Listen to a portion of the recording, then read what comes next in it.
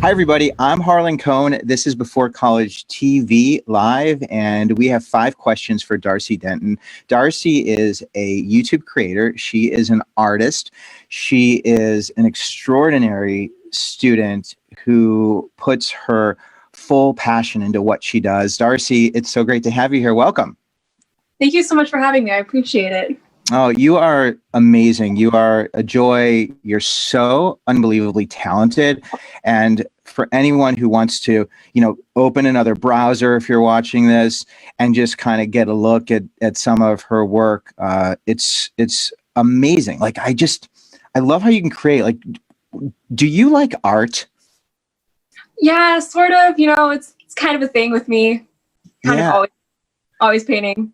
Have you been doing this since you were a little kid? Like, when did that spark turn into this? Yeah.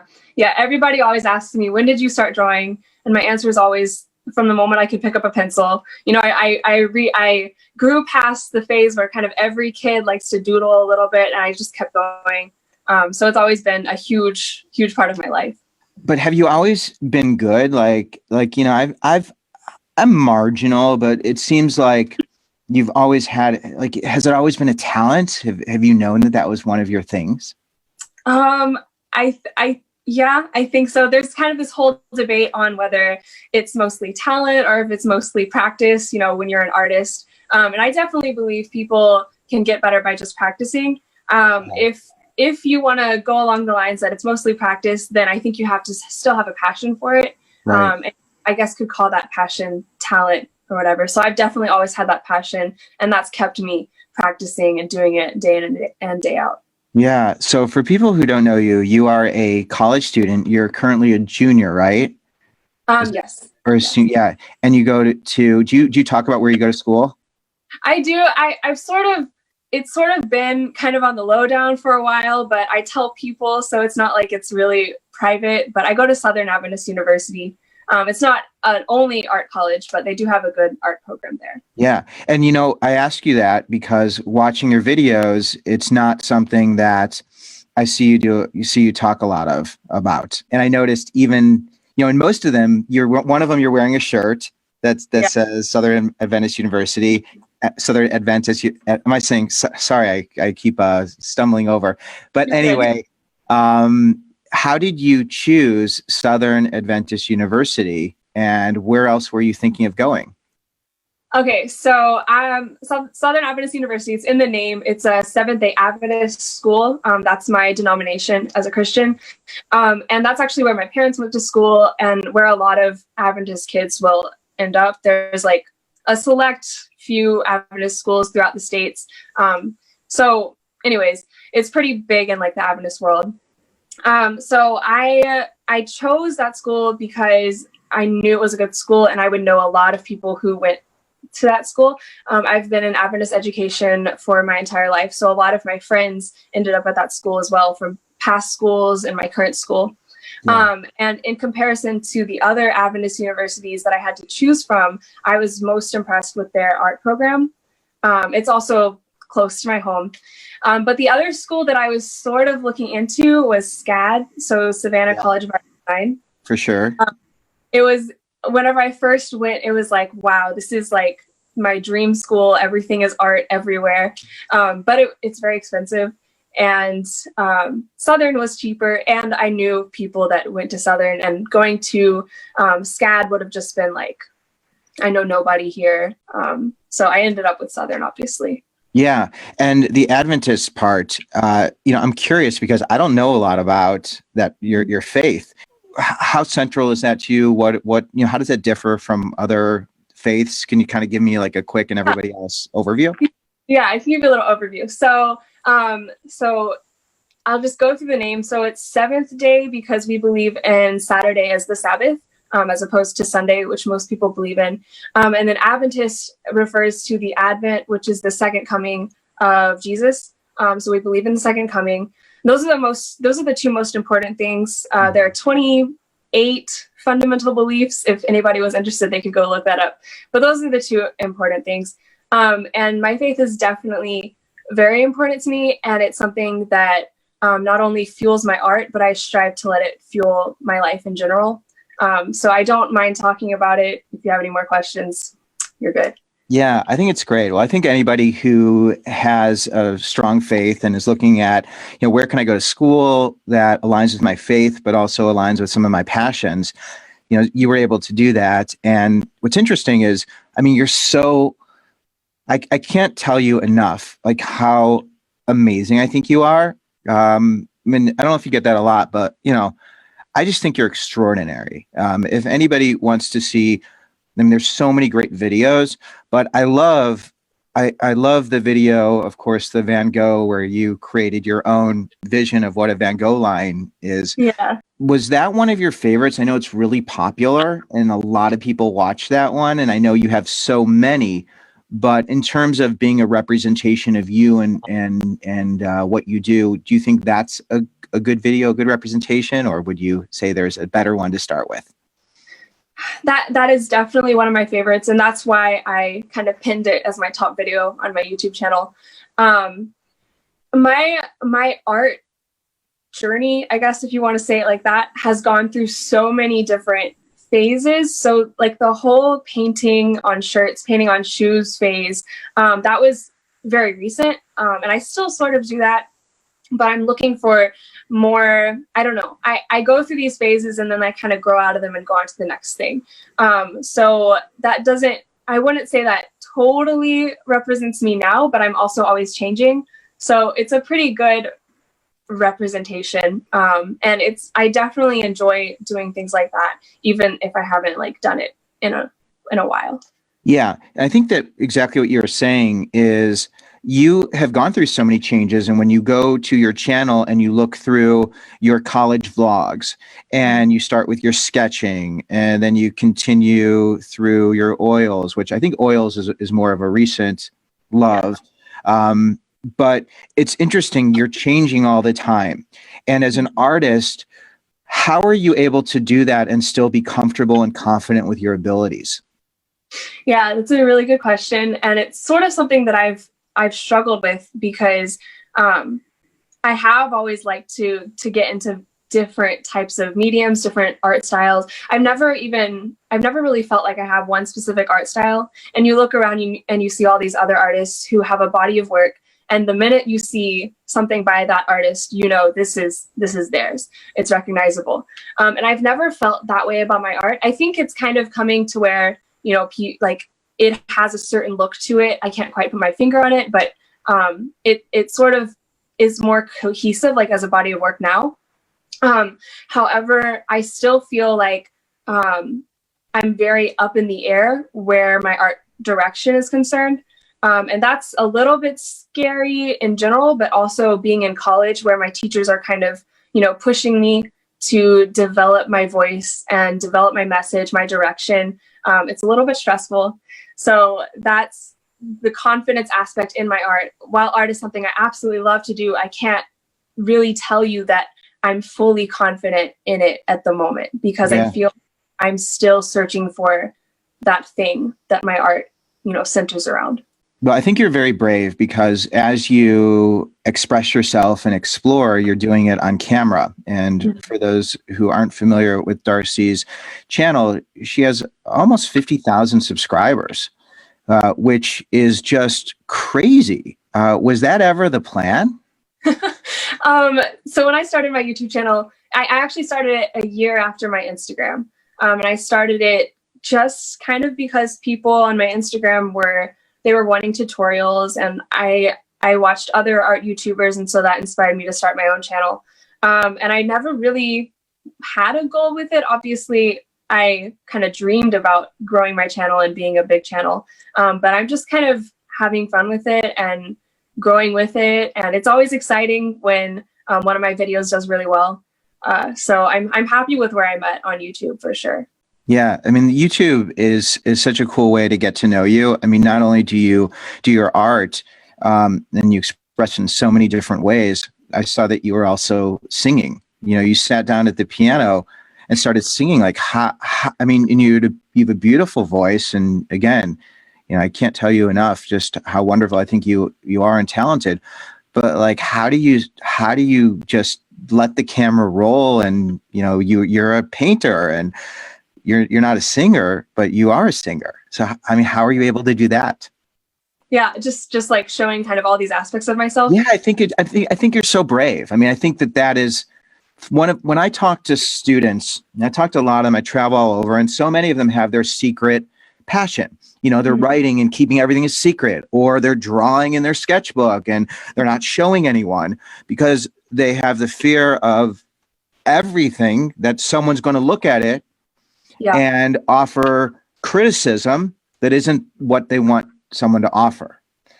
So that idea of having the courage to express yourself. And I thought the music part was just I was like blown away, like, wow, she just doesn't stop being vulnerable. So, I mean, how do you do that? Yeah. So before we actually started rolling, you were talking about how one of your passions is you like to do these interviews with people to give somebody that they can kind of look to and maybe see themselves in. And that's kind of my whole mindset on this thing. I like the reason that I'm so public with my art and my life in general is because I want people to see me as a real person who they can relate to. And I'm trying not to show everybody like only the perfect, the happiest, the best parts of my life, because that's not real. So I think it's important for me personally, at least, to be able to share as much as I can with people. And there's definitely, a balance to be found, but I do try to be vulnerable. And as far as like singing and like sharing all these different moments of my life, even outside of art, it's funny. Last year, I believe. So my best friend Danila, you've probably seen her on my vlogs. Yes. Yeah, she's definitely on there. Yeah, she was we were actually talking, and she was saying that in my videos, my old videos, I guess, sometimes she would kind of pick up on these little pieces where she would see me doing something and she'd be like, yeah, that's Darcie. And then other times it would be almost like not like to the extent that it was just horrible and my videos weren't going over well, but it was almost like I wasn't showing who I really was. I was kind of just this person that I put on for the camera. And she was saying, those moments where I can see your personality, those are my favorite moments. And I think those are the moments that your followers need to see, your subscribers need to see, to be able to kind of connect with you as a person. And so that definitely stuck in my mind. And that's kind of contributed to me trying to be myself on the camera and not being this character. So I think it's definitely good. And it's important to me to be able to show those different parts of myself. Yeah, I think that's really a wonderful insight. And I think the authenticity really works. But I think it's so scary when you are an artist and a creator and you're being authentic in a world where people like to hate and hurt. Has that been an issue, being someone who's so visible and growing in your audience? I think I've been pretty lucky when it comes to that. I've definitely, I've gotten hate every now and then, people being dumb and criticizing little things.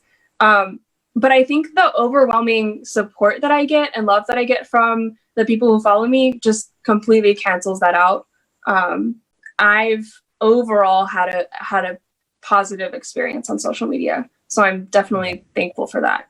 That's great. That's great. So I've kind of been all over the place in just the top of this interview, but I want to be a little more linear and take people on a progression to help them, especially if there's a high schooler or a middle schooler who really loves art and is wavering, should I go to art school? Can I go to art school? Do I want to be a struggling artist? So take me to being in middle school or high school. When did you start to think that art could be something that you can do beyond just as an elective? So thinking back to middle school, I have no idea what I wanted to be. Okay. But I know when I started school, I started thinking, so I have really bad ankles, and I had some issues with my ankles. So I went to physical therapy. And I had fun there. So I was like, oh, maybe physical therapy is something that I could get into. Eventually that morphed into occupational therapy, which is, kind of similar, but people who were telling me about it were saying, it's more of a creative job. Some people who worked in the field said that they had you know, they worked like 3 days a week, but then the rest of the week, like I could see myself working on my art during that time if I were an occupational therapist. And that I kind of stuck with that to the end of high school, up until senior year. And it was actually, so freshman year is when I started my Instagram. And that's like starting my Instagram was kind of the moment where my art career, I guess, started, you know, going in this direction of being something that I can actually do and make money off of and have an audience. And so that definitely kind of started telling me that, you know, this is something you could actually do something with. But I still pause button there. Sorry. I'm sorry. I want to pause just because freshman year in high school, you start an Instagram account. Mm-hmm. And when you start that, why did you start it? What was the vision? And, you know, how did that even start to help you to make money or think about that as a 14-year-old or 15-year-old? Yeah, I actually started it because one of my other friends had an art account and she posted her art on there. And I was like, that's a really good idea. I simply wanted it as a way to keep all my art in one place. Like people are always asking, you know, can I see your art? So I could have one place to direct them to. And once I started that account and posted, I kind of got into that whole art community that was on Instagram at the time.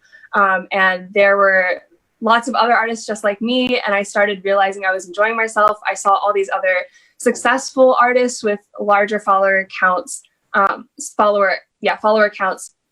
And it showed me this is actually a thing. Like this is something I can do. Did you reach out to any of those people? Because it's really intimidating when they have thousands of subscribers and you have so few. Yeah.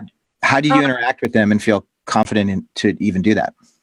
On Instagram at that time, the art community was very active. They did there was art contests. There would be, you know, contests for getting shout outs or whatever.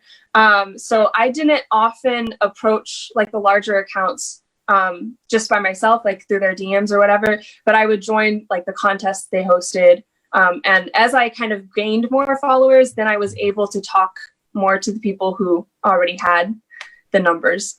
Right. So just by doing your thing, eventually you kind of just merged into their lane, but you weren't like a trier. It wasn't like, look at me and, you know, what do you think of my art? Because there's people like that, right? Oh, there definitely are. Always on my page. I probably gotta admit, I probably had maybe 2 or 3 times where I would leave a comment like that, but usually I tried not to. I did try to kind of, I don't know, stay in my lane and, you know, collaborate more at my level, my follower level, you know, whatever. Right. But but in your brain, did you think you were pretty, you know, you were just as good? Yeah, I think so. Thank you for admitting that. Because I think that's the thing. Like if you know, I mean, you got to know, because if you don't know, then you're never going to put it on Instagram. Yeah. Yeah. And I think that's like, again, like getting over that fear and posting it on Instagram. So you post on Instagram and you're part of the art community, and you were really on a roll, and I'm so sorry I stopped you, but I wanted people who are at that phase to think about that. And what would you tell someone who's, you know, has that writing or has that artwork and they're just too afraid to put it on Instagram because they don't want to deal with feedback? Yeah. What's your advice? I know it can be scary to put yourself out there, but I do think it's best to do that. If this is something like art is made for sharing. Art is for sharing with people. And if you don't start putting it out there, like even if you get negative feedback, that and just the feedback that you get in general can help you improve as an artist. Like I know being on Instagram and seeing all these other inspiring people around me made me want to get better myself. And hiding my art, if I had hidden my art and I hadn't gone on social media, I don't know where I would be, but I don't think I would be at the same place that I am right now, because having that community around me helped stretch me. So I think my advice would be to just go for it, even though it can be scary. And it's really cool too, because now I can look back through my account. I don't archive my photos, and I can just scroll to the bottom and see the improvement throughout the years. And it's one of the coolest feelings to see that. Yeah, that's amazing because, I'm sure the stuff you put out there in the beginning was amazing, and everybody else would be like, "Well, that's really cool too." And you see the improvement, and we're like, "Wow, that's really equally awesome." Because there's something so charming about being naive and not knowing how to blend or paint, or I don't know all of the terms, but like the not knowing, there's such a pureness to that. Mhm. And authenticity. So, okay. So you start to do this freshman year, and I'm sure you must have had a teacher, you must have had someone. I think you were going to be getting to that. So tell me how this progressed. So you thought this might be a path Yeah. beyond just a hobby. After starting my account and then starting my YouTube channel a year later, I did continue to grow on social media. I would get commissions from people, not constantly, but Right. from my friends or even sometimes from strangers on social media. And I started to realize like this is a thing that I could do. I could actually be successful in here.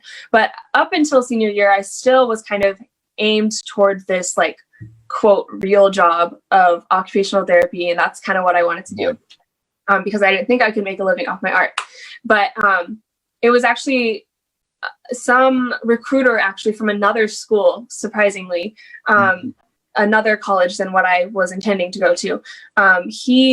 I had gotten into conversation with him when he came to my school, and he told me, you're passionate about art. I think you should be an art major and like just go for it. And I don't know why. It's not like other people were telling me like, oh, you probably shouldn't go into art. You should do occupational therapy. Like it was just all in my head. But for some reason, him saying that was like, oh yeah, I guess that would make sense because this is my passion. I should just Right. go. So What about your parents? Your family. I don't know who you live with. I don't know you that well, but whoever's home you were in, who was in charge of you, what was their response to the path of being an artist? mhm. No, my parents have always been really supportive. They've never like given me any pushback on that. They see that it's my passion and that it's something that I'm skilled at, and yeah, they encourage me to go for it. So. Uh-huh. That's awesome. So that's really wonderful that they were. And then when you were a senior, when it came to SCAD, when it came to looking at Southern Adventist University, were there other schools that you applied to or looked at, or was it just those two? I think it was just those two. There might have been one other like Adventist school that I was sort of looking at, but those were the two front runners for sure. Yeah. And you knew you were going to get in? Yes, at Southern, pretty easy to get in. Okay. SCAD, I did apply. Right. I didn't like ever submit my art or anything, but I would have been able to get into that school as well. Uh-huh. You would have been able to get into SCAD? Yeah, if I remember correctly. That's yeah. hard though, right? Like SCAD's not easy to get into. I don't know much about it, honestly. Really? Like you weren't stressed. It's so interesting. Like you weren't that stressed out about this. Yeah. Why not? Why weren't you stressed, Darcie? About like choosing a school. Well, I think in the back of my mind, like I knew that I would probably end up at Southern. SCAD was kind of like this exciting unknown to me that I was like, well, that could potentially happen. But I pretty much knew I was going to end up at Southern since that was where all my friends were going. Yeah. Yeah. So I wasn't really a scary thing. And I know that is a big moment in a lot of people's lives, like choosing a college, applying to all these different colleges. But I guess for me, it didn't go that way. Right. Because people want to go to SCAD. Like I know SCAD. SCAD's like a fancy, exciting place. Like you go to SCAD, it's like I go to SCAD, Yeah. And Southern, I'm sure, is wonderful and fantastic. And you have proven, like, I mean, your vlogs are so awesome. Your art, the first day of art, your first week of being in art class. I mean, you really get a front row seat to seeing what that's like. I mean, thank you for sharing that. It's so cool. Are you proud of those videos, those vlogs? Definitely. Yeah. I'm actually so happy that I decided to start filming like literally the first week of classes. It was something that that summer before college, I had just kind of started playing around with vlogging. And when I was going to college and I was going to be an art major, I had already been watching other art majors on YouTube. And I was like, this is something I could do too. And I'm starting college, so this is the perfect opportunity. So I look back on them, and obviously, like, my old work, anything that's my old work, I can see where it can be improved. So, there's lots of cringy moments in my history on YouTube, but I'm still very proud of them. They show like where I've come from and what my experience has been throughout college. Yeah, well, I watched those, very recently, and I thought just the artistry, the music, your music is so amazing. How do you pick your music? So music, yeah. So I started out using free music from like YouTube. Like YouTube has a channel specifically. There's other channels that have copyright free music. So I would just spend so long going through those channels trying to find the right sound for my vlogs. Currently, and for the past 2-3 years maybe, I've used epidemicsound.org, and it's a $15 per month subscription. And I found it so worth it because you can search up like the certain genre you're looking for. Certain sound. It's so convenient. Do you ever get tagged for copyright with those? No, not with Epidemic Sound. And that's why I switched, because I mean, obviously it's easier to find music on Epidemic Sound, but there's also no chance that you're going to get copyrighted. Yeah. I still sometimes get a copyright notification for the supposed copyright free music that I used on my old videos.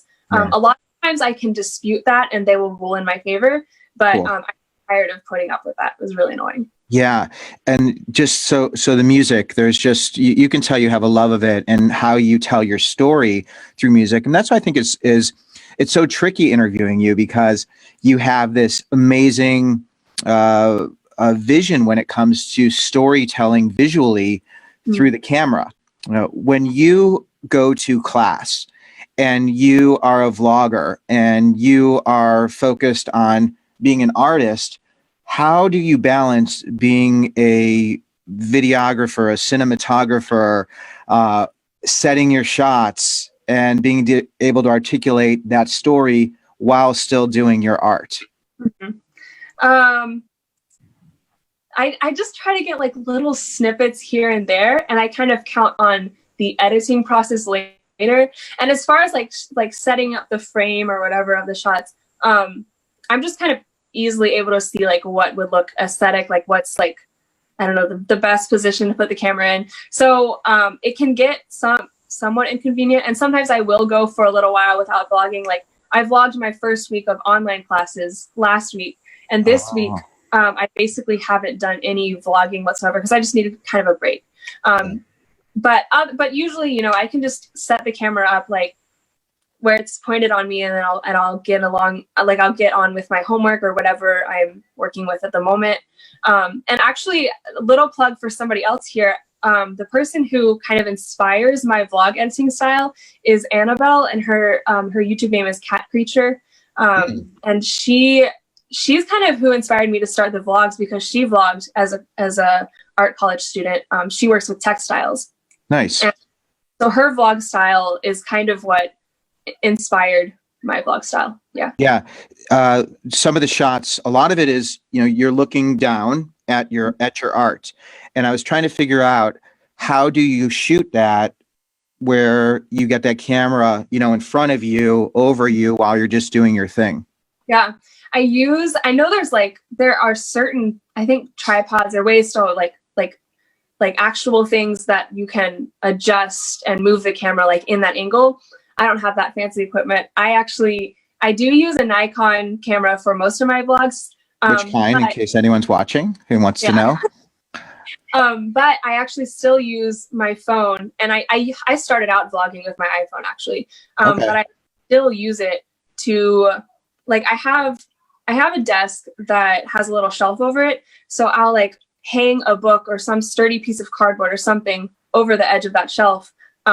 Balance it with putting some heavy books on the one end, and then put my phone on the other, right over my piece of artwork.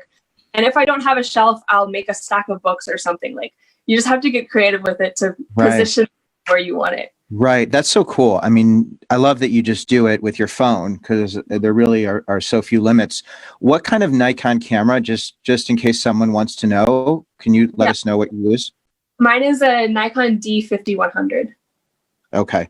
And then is that something you've had for a while, or did you have to save up to get that? So I got it as a Christmas gift. It was my dad's camera, and he gave it to me as a Christmas gift. Uh-huh. And he gave it to me, I think it was 2 years ago. Okay. And that's when you made the transition. Everything before that though was iPhone. Yes. Yeah.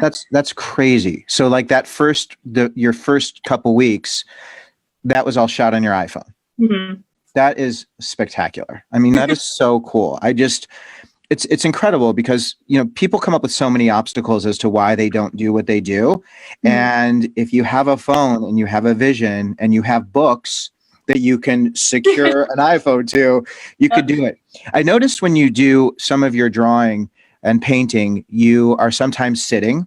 Like there's this really cool sequence where you're sitting in your bed and your cat keeps jumping jumping around. Yeah. And then there's other times where you're standing or sitting. How do you decide whether you're going to sit or stand? Do you think about that? I don't know. Right. I'm feeling at the moment, like to work on art. Yeah, right? because I didn't know but you're always able to shoot it really beautifully. Mm-hmm. So I didn't know if there was thought to it, or also, I am so not an artist in the sense of being able to paint and draw. So like I don't even know, like, if they tell you, I would imagine they tell you like sit in a space and but you're like everywhere. Mm-hmm.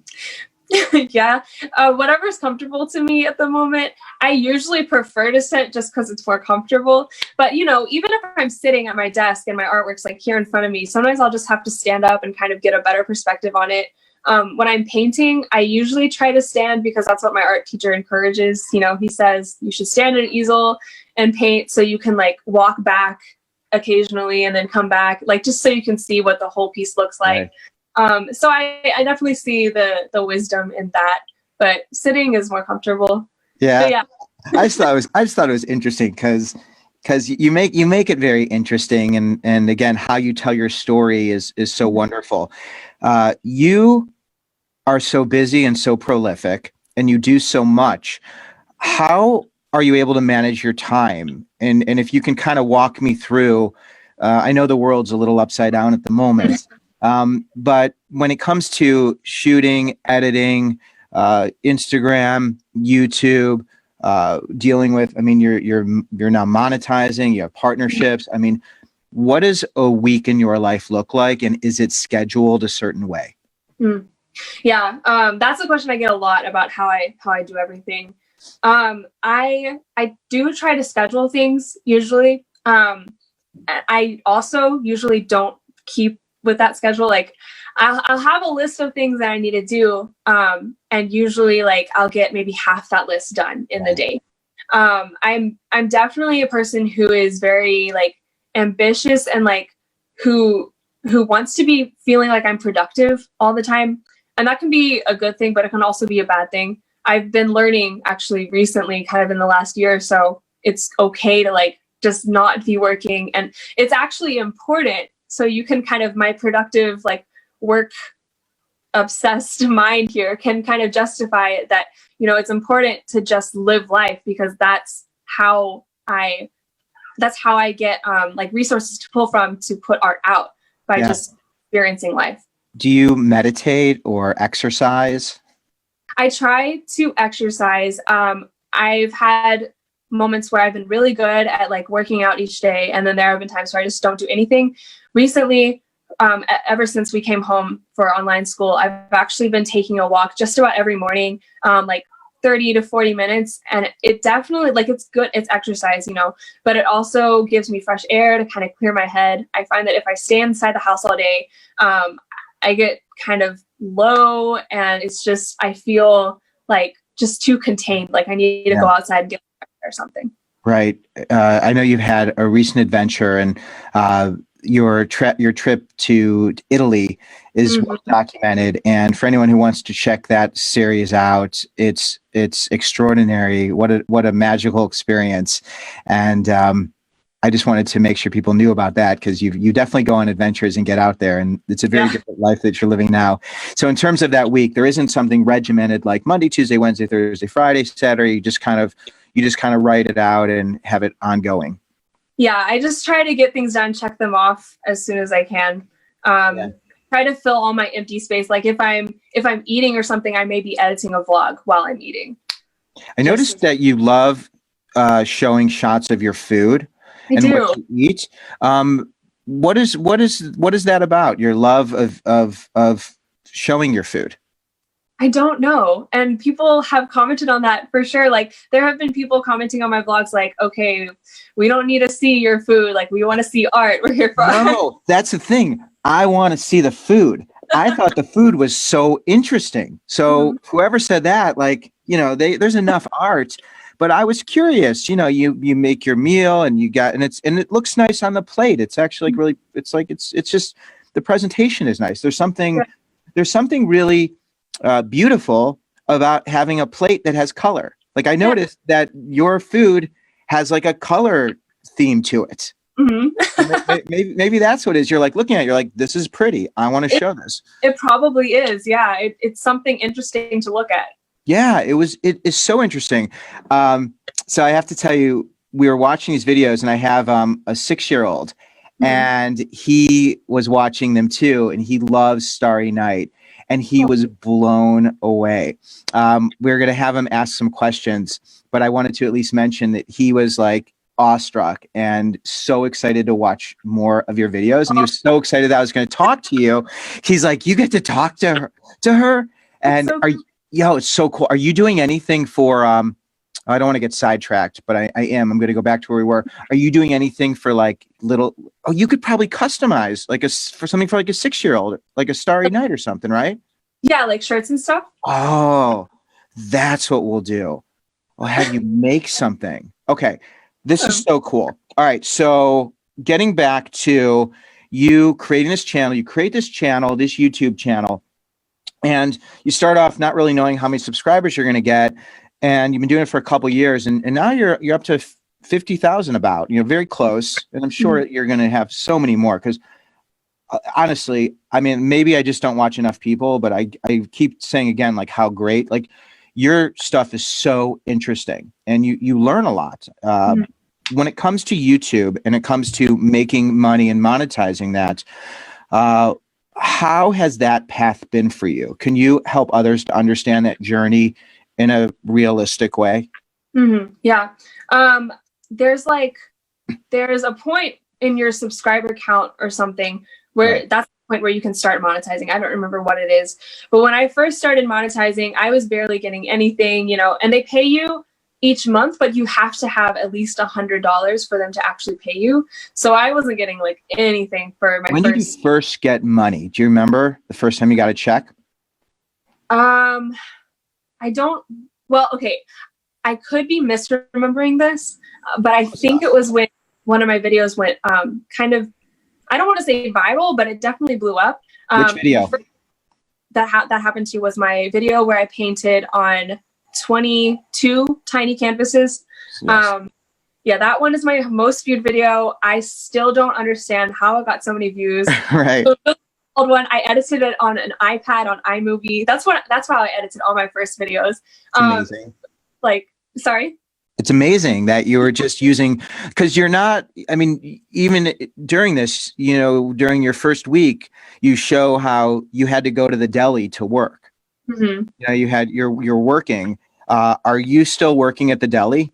No, I worked at the deli for like my first year, or even maybe just my first semester of college. Okay. Then to being a janitor in the girls' dorm, which was great because I could just go like in my own building to work, and it was like little supervision, so I could just kind of listen to my music and like clean. You were a things. janitor. Is that what you said? It was, yeah. So what would you'd have to like, you would clean, I mean, you do all janitorial duties. Yeah. Bathrooms included.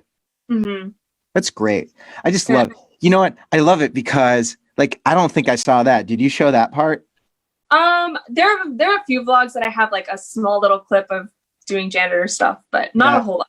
You're very humble, and you don't complain very much. Do you notice that? Yeah, people have told me this. Yeah. Yeah. Right. You're not like moaning and groaning. You just seem very grateful and present. Mm. And it's quite remarkable. So with the YouTube piece, so you got that first check, and then how did that grow, and how has that grown, and as specific as you can get, because I know, people are always interested in, how do you make money as an artist, and how do you make money on YouTube? Could you fill us in as much as you're comfortable sharing?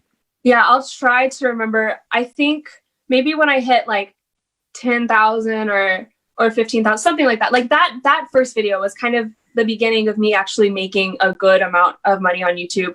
That video blew up, and I got maybe like, for the first payment after that video blew up, maybe like $200 or something. Currently, I get about just 100 to 150 per month. This year has been actually a little bit slow, and like a couple months ago, I hadn't reached 100, so I didn't get paid for that month. So it's not a steady income, but it's a nice little extra money coming in. Right. But the more views you get, the more likely it is that somebody is going to like click on one of the ads or watch them all the way through that are at the beginning of your video, and that's how you get paid. It's like a few cents, or maybe even less than that, per person who clicks on it or watches it. Right. I noticed that you have a relationship with Skillshare, and Yep. You seem to be a big fan of Skillshare. So anyone who's interested in Skillshare, please go to that one artist and click on the link, because we want to support you. I want you to know, as we were watching all your videos, we let the ads play through. I very much appreciate that. That's the thing. If you're watching someone's videos, don't skip the ads, right? Like, how long does the ad need to play for you to be able to get a reward? I have no idea. I think if you click on it, that might be like just immediate. Like if you don't want to watch the whole ad, click on it or something. Click on the ad. Okay, I'll click on your ads then. Okay. I think so. I'm not totally like fully sure how it works. Okay. So how did you get a sponsor? Let's see. How did I get Skillshare? I think they reached out to me. Usually if somebody wants to work with me, they will reach out through my email. And I got an email from Skillshare asking if I wanted to like do a little mention at the beginning of my video for them. Sometimes though, there are companies, I don't remember exactly what companies I've done this with before, but where you can go to their website and they'll have like a form that you can fill out if you're an influencer that's interested in like working with them. So you can do that. So are you able to, so then you negotiate that yourself? Yes, they will usually, well, I think they named the price at first, but usually they're willing to negotiate. Like just recently, since I have more views and stuff, like they did a video with me last year at one certain price point, and then they reached out to me this year, and I was the one to say, okay, well, maybe we can increase that because my views have gone up, so I'm worth more now. And there are also kind of like little mathematical ways that I've looked up online where you can sort of figure out like what you should be charging. So I've gone through those like formulas to try to figure out things. Yeah. Do you want to get repped by a management company? Would that be one of the things in your, field of vision? I don't know. I'm a little bit, I guess, skeptical because there have been maybe one or two to reach out to me, but I've heard bad things and I've heard good things about them. Like I've heard conflicting reviews. So it's I'm a little hesitant to do, since I'm kind of doing this by myself anyway, and I don't really have anybody that can kind of, well, I could reach out to people and ask, but I don't know. It's a little bit scary to me. Yeah. Well, that part's remarkable that you're doing this on your own. I mean, you are a full-time student. You are also a creator. On Instagram, are you able to monetize Instagram? I can do ads I do Instagram ads sometimes. Yeah. So you can make a little account or anything. But you can get a little revenue from Instagram. Oh. Right. So you generate revenue there. And then you also, and this is so cool, and I really encourage everyone to check out your work. You can actually commission, well, first of all, you create these extraordinary products. You've got your shoes, your shirts, you've got stickers I saw. You've got what are some other things that are available at your store? Yeah. So you mentioned the shirts, the stickers, and I've been recently ordering prints. I sell prints, but I haven't really advertised them much because I haven't done the best in the past. But with my kind of digging into oil painting and like putting out all this stuff, people have actually come to me and said they're interested in prints. So I thought that I should kind of put more of an effort into that. So prints are coming. They're already in the store, but there are new prints that are coming that I'm going to release soon. Are these your original works from you? Prints of them. Yeah. Yes. Yeah. So explain to me, because again, this seems like such a big leap to go from creating to then opening your own store. How does someone do that? How have you been able to do that? I just started my Etsy because I knew that Etsy was a creative platform, and that was kind of the first option that was presented to me. So I was like, okay, I'm gonna go for it. As far as like generating revenue from that, most of the people who buy things on my Etsy come from my YouTube. So I haven't quite figured out how to be successful just on the platform by itself. I haven't put the time and effort into that because I'm so like focused on Instagram and YouTube at the moment. So most of my sales come from people who see my stuff on YouTube and they want to buy. So then they click through to go to Etsy. Are there any things, because I want to, when we're gonna have an edited version of this, and I would love to just show some of the things that you're really most proud of that you think other people would appreciate. Can you just run me through a few of those things, and then what we'll do is we'll show them as well, because I just want people to see your work. Yeah.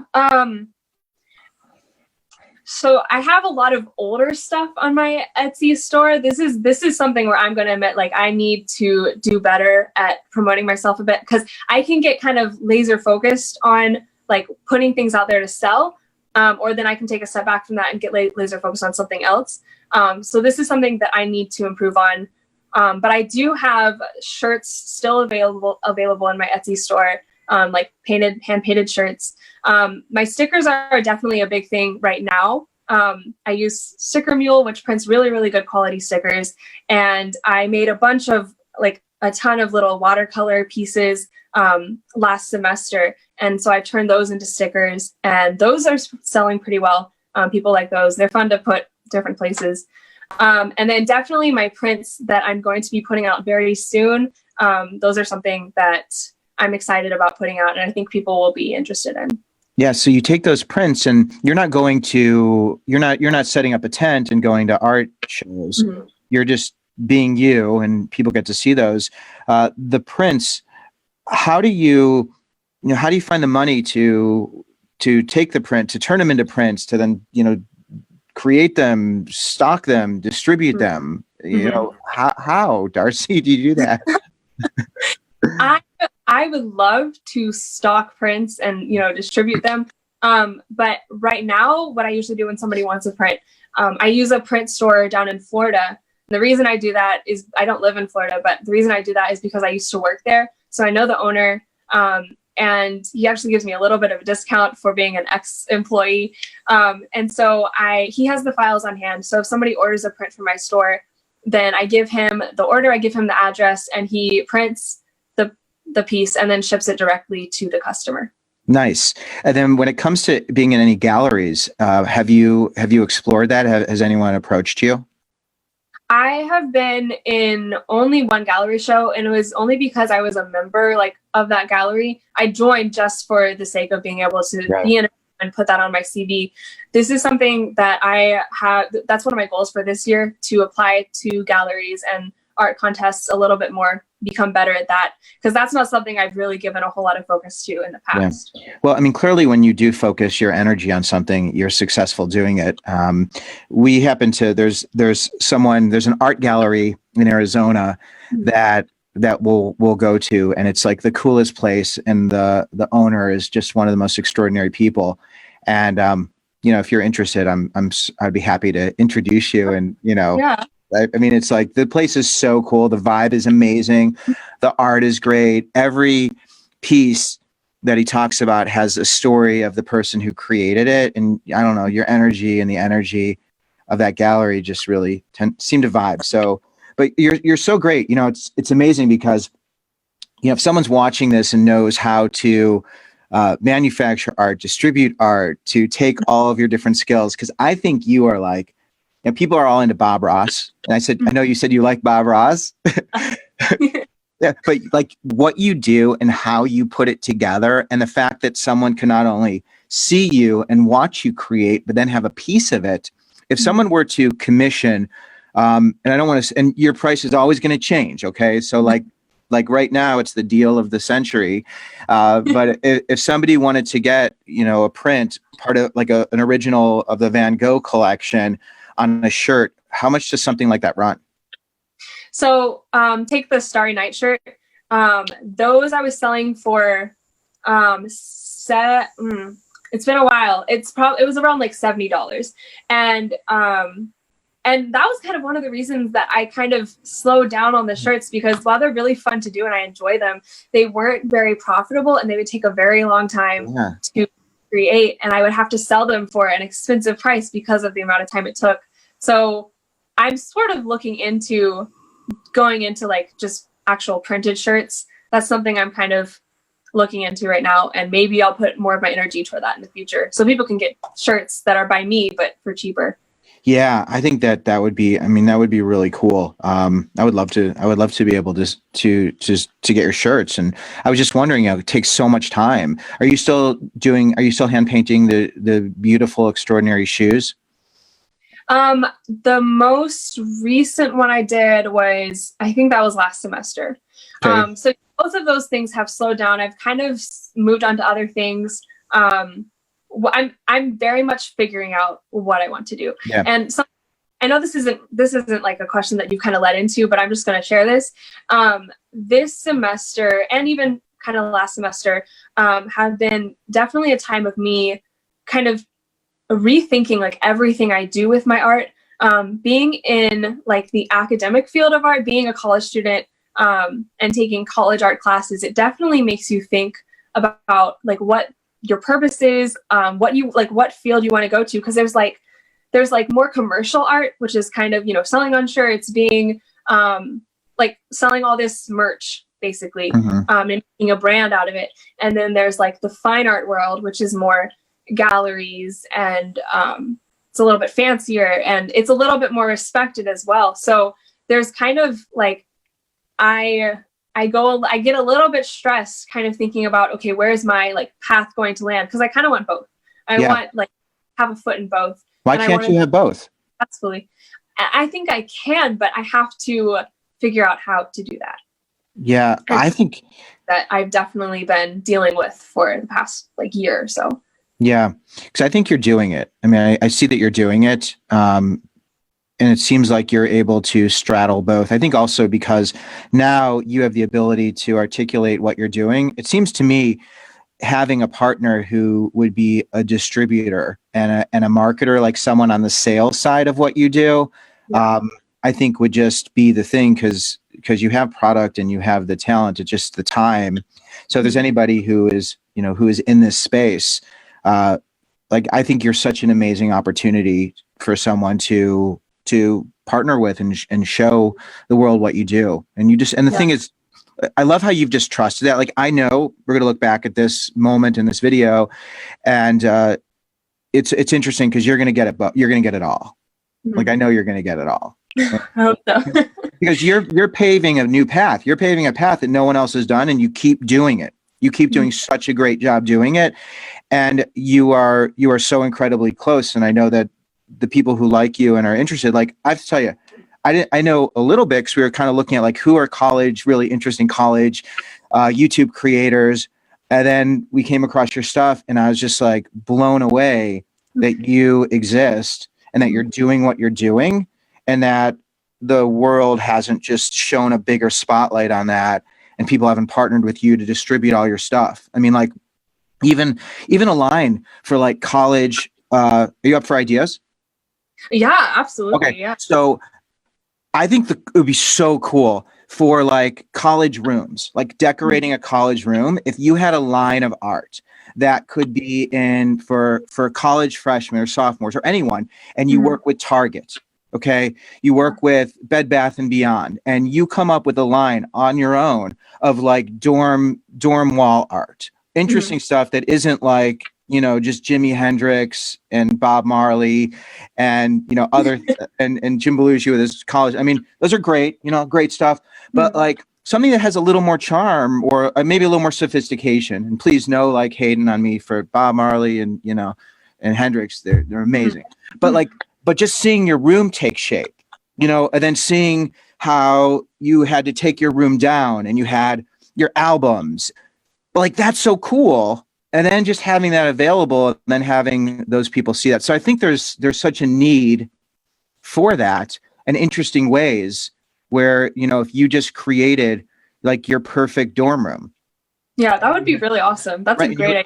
And you would have video of it. And not only is it the room, it's like, you know, you could have your shoes are amazing. I mean, and having a backpack, like a really cool backpack that has some really interesting art on it, you know, that can even be customized to have some type of college logo with your art design. And then working with your school as starting like your initial project and making it a project that's part of your school so that you can add a commercial angle to what you're doing. Because it's so cool what you're doing. Like, and the thing about you is you just keep doing it. I talk too much. You know, I see a lot of your happy stuff. You're a pretty happy, balanced person. You seem that way. What's been the toughest part of your journey? Probably self-doubt. I definitely struggle with self-doubt a lot, and uncertainty. I'm very like, there will be moments when, you know, everything feels okay. Everything feels good. Like I'm on the right track. I'm headed towards great things. But then there will be lots of moments of me, like, just I kind of stop and I'm just like, I don't know what I'm doing. Like, why am I doing art? Like, where's my art headed? I'm not doing enough. Like things like that. Like I have a lot of these voices that kind of pop into my head about surrounding self-doubt and a lack of certainty. And when that voice gets louder, how do you respond?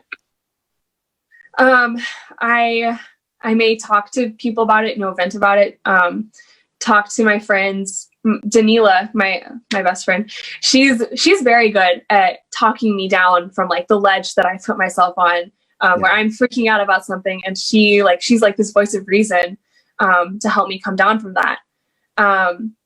Talking to my parents, talking to my teachers, I think other people definitely help, and that's definitely something to point out. Even though I'm a person who I'm very independent and I like to work by myself, that's something that can be a bad thing for me to do, because you need other people and you need to learn to reach other people. So working by yourself, that's not always the best plan. Yeah. It's very easy to isolate, especially during a time of isolation, to be isolated. But it's really nice to know that thanks for sharing that, because we've talked so much about all the great things you've done and shown your work. Do you have anything within arm's reach that you've done, or like, are you wearing it? Can you show me just so? I have a bunch. I have this oil painting that I just recently did. And this one that I have to say I'm very proud of this one. Oh, that is so cool. That's in your most recent. In my blog. Will you show it one more time and just hold it steady, because it's so beautiful. I just love that. And it makes me happy. It was really fun. What inspired you? Right now, I'm kind of just like, I'm in this phase of where I love oil painting, and that's not something I really had ever before. I was kind of forced to oil paint because I was an art major. But just this last semester, but mostly this semester, I've realized how much I love oil painting, how fun it is. I found the way that it's fun for me. It's something you have to do and like try all these different techniques and try all this different like subject matter. And now I've kind of found my niche within oil paint where I actually really enjoy it. How did you find the joy in it? Because it sounds like you really did not want to do it.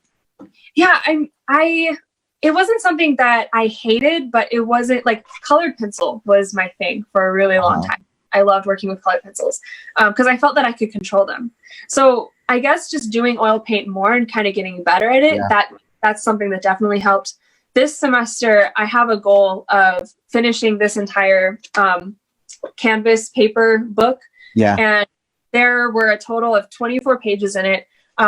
So this project has encouraged me to paint like nonstop, and I'm painting all these like small scale stuff. So it's not big projects, it's smaller stuff. And painting the smaller stuff has helped me and my scatterbrained self not have to focus on one thing for so long. I just finish smaller pieces and I move on to something else, and it's completely different. So that's also been one of why I've been really loving it. That's nice that you vary it up, because I know a lot of times, from what I can tell, is you're working on 3 or 4 pieces at once. in your brain, you've got all this, so to focus on one, that would be cool. And I'm sure that we'll get to see your sketch pad, and that's the most exciting piece, is that what you're sharing, you get to open up and we get to see. I want to just touch on one last thing, your faith. When you are working through the self-doubt, when you're feeling a little isolated and alone, has that also been a real grounding place for you? Yeah, definitely. One of the biggest things for me is learning to trust God. And that's something that's hard to do, because it's like you want to be in control of everything. But he asks me to trust him with my life and to trust that he has it in control. I mean, he tells us that we don't need to worry because he's in control.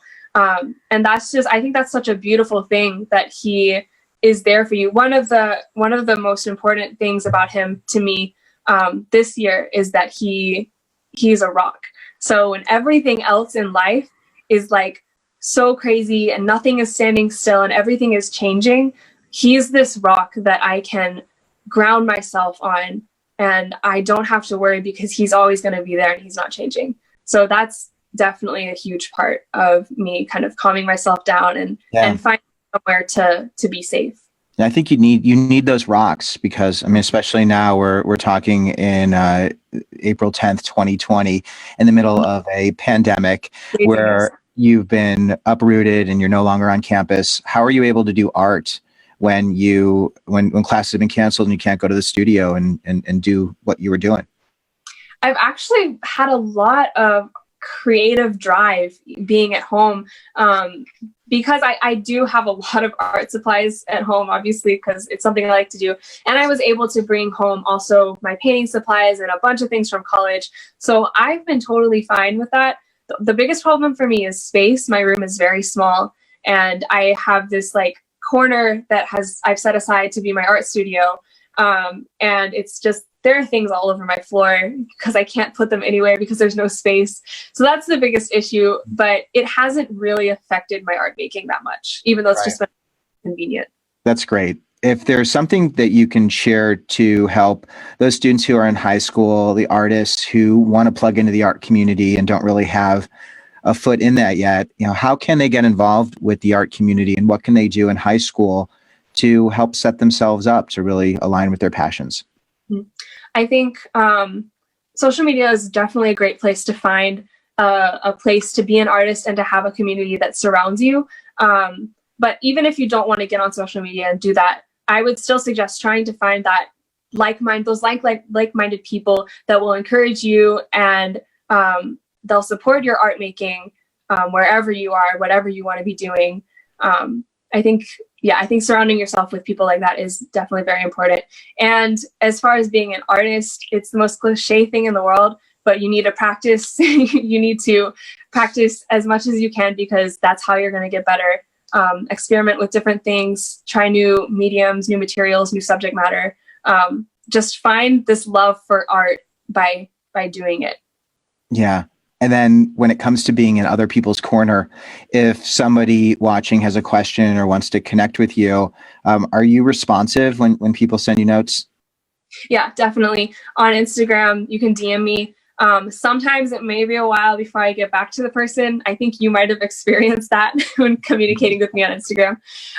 But yeah, I always try to answer all the DMs I get, whether it's immediately or like within a week, just because I'm other things. So yeah, that's amazing. Are you venturing into TikTok at all, Darcie? I am. I have a video that is currently at, funnily enough, it's at 666,000 views on TikTok. It's a that I did for my grandparents, and I gave it to them for Christmas. So I filmed that process. I don't post much on there. I'm not very consistent with TikTok, but I do have stuff on there. Yeah. I think your work, I've been doing a little TikTok lately and having some success. I think your work would be unbelievable on there. Just Yeah. like some of your short clips from some of your vlogs, just multi-purposing them, reproducing them. They're great. So you are so wonderful. Is there anything that I didn't cover that you think eighth grader, a high school student needs to know that was running through your mind that could help comfort them?